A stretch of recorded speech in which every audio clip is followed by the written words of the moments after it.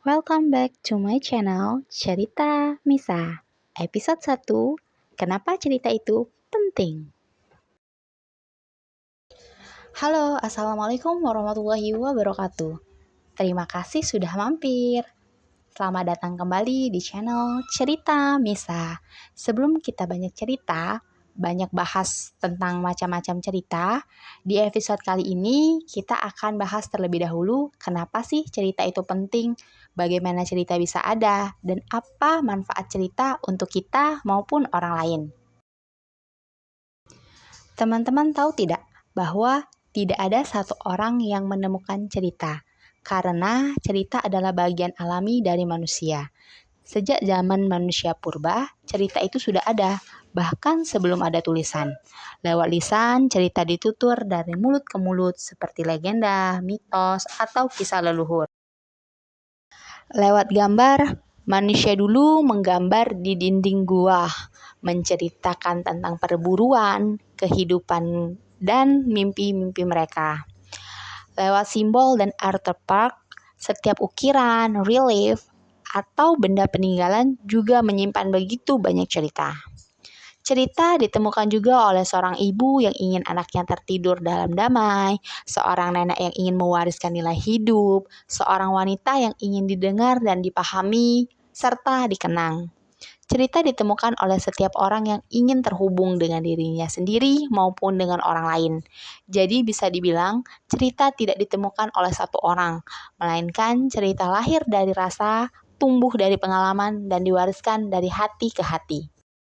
Cerita bukan cuma bergosip atau bergibah, tapi cerita punya banyak manfaat jika dilihat dari sudut pandang yang berbeda. Nah, jika teman-teman sering ikut parenting, kajian, atau podcast, pasti tidak asing dengan nama Dr. Aisyah Dahlan ya. Ia seorang dokter sekaligus pakar neurologis Islami. Sering menyampaikan materi tentang perbedaan otak kanan, otak laki-laki, dan otak perempuan.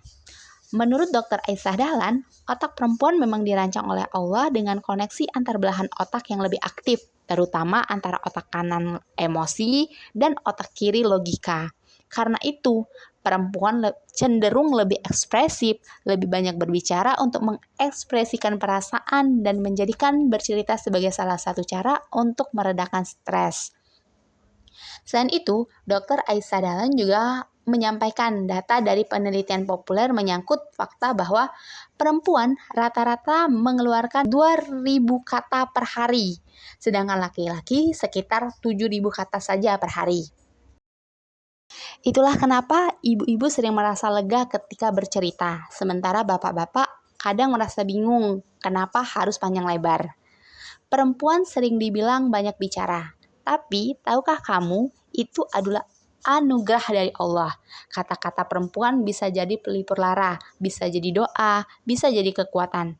Maka jangan malu untuk bercerita, karena mungkin satu kata dari seorang ibu bisa mengubah hati anaknya. Allah Subhanahu wa Ta'ala menciptakan perempuan dengan kemampuan bicara yang luar biasa, bukan tanpa tujuan. Lewat kata-kata, perempuan bisa menjadi guru, penenang, penyemangat, bahkan penyembuh. Bercerita bukan cuma kegiatan yang menyenangkan, tapi juga punya manfaat besar, baik untuk diri sendiri maupun orang lain. 1. Melepaskan emosi dan menyembuhkan diri. Saat kamu bercerita, kamu sedang mengurai rasa. Seperti beban yang lama dipendam akhirnya bisa terlepas secara perlahan. Kadang bercerita bukan untuk mencari solusi, tapi hanya ingin didengar. Banyak perempuan sebagai istri, ibu, atau sahabat hanya ingin melepaskan beban di hati lewat kata. Bukan karena lemah, tapi karena itu cara alami mereka mengatur emosi dan meredakan stres. Mendengar adalah bentuk cinta yang seringkali lebih bermakna daripada nasihat panjang. Tidak semua cerita butuh jawaban. Kadang hanya butuh telinga yang hadir, hati yang tak buru-buru menghakimi, dan waktu yang tak tergesa. Karena saat kita bercerita, kita hanya ingin melepaskan yang menyesakkan, bukan meminta solusi, hanya ingin dimengerti. Yang kedua, membangun koneksi dan rasa dipahami. Cerita adalah cara ampuh untuk berbagi pengalaman, emosi, dan perspektif. Cerita membuat orang merasa, aku tidak sendiri. Banyak orang menemukan kekuatan saat tahu orang lain juga pernah merasakan hal yang sama. Mendengar atau membaca cerita orang lain memungkinkan kita merasakan apa yang mereka rasakan, memahami sudut pandang mereka, dan merasa terhubung meskipun kita memiliki latar belakang yang berbeda. Ketiga, memberi nilai dan pembelajaran. Dari generasi ke generasi, cerita telah menjadi sarana utama untuk menyampaikan nilai-nilai budaya, tradisi, sejarah, dan pelajaran hidup. Dari cerita sederhana, kita bisa menyampaikan pesan besar tentang makna hidup, cinta, perjuangan, kehilangan, hingga harapan. Cerita jadi cara alami untuk edukasi tanpa menggurui. Keempat, cerita menginspirasi dan menggerakkan. Saat orang lain mendengar ceritamu, mereka bisa merasakan apa yang kamu rasakan. Itu membuat mereka lebih dekat, lebih terhubung. Karena cerita memberi harapan, kisah perjuangan, kesabaran, atau keberhasilan setelah jatuh bisa jadi semangat bagi yang sedang berada di titik yang lelah. Karena cerita membuat orang percaya, aku juga bisa. Jika kamu bisa bangkit dari kesulitan, orang lain pun jadi lebih yakin bahwa mereka juga bisa seperti itu. Cerita bisa membuat orang berpikir, merasa, bahkan bertindak. Kadang cukup satu cerita yang tulus untuk mengubah cara seseorang melihat dirinya.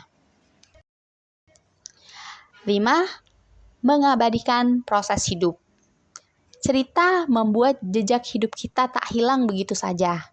Ia menjadi warisan, catatan perjalanan, bahkan pengingat bahwa kita pernah tumbuh di titik itu. Ada perjalanan dari dulu ke sekarang, entah itu perjuangan, mengatasi trauma, mengubah pola pikir, membangun usaha dari nol, atau belajar memaafkan. Terakhir, cerita membangun identitas dan suara pribadi. Cerita rakyat, mitos, atau legenda membentuk identitas suatu kelompok dan memberikan kerangka pemahaman tentang dunia yang tidak kita lalui. Bercerita dari perspektifku sebagai istri, ibu, dan wanita karir memperkuat siapa diriku dan apa yang membuat aku berbeda dengan yang lain. Aku percaya setiap kita punya cerita. Jika kamu belum menemukan teman untuk bercerita, maka kita sebagai muslim, kita punya Allah tempat bercerita. Maka ceritakanlah. Jangan sampai bebanmu, ceritamu, unek-unekmu, kau simpan sendiri. Itu akan menjadi penyakit, akan menjadi dendam batin sendiri, menjadi trauma. Maka jangan sampai itu tidak dikeluarkan. Keluarkanlah, ceritakanlah. Mari bercerita dari hati ke hati bersama Cerita Misa. Cerita yang bermanfaat, cerita yang inspiratif, dan penuh motivasi. Dan jika kamu menyukai cerita kita hari ini, jangan lupa like dan komen cerita versi kamu. Jangan lupa subscribe biar kita bisa tumbuh bareng. Saling menguatkan. Terima kasih sudah jadi bagian dari perjalanan ini. Sampai ketemu di cerita selanjutnya. Wassalamualaikum warahmatullahi wabarakatuh.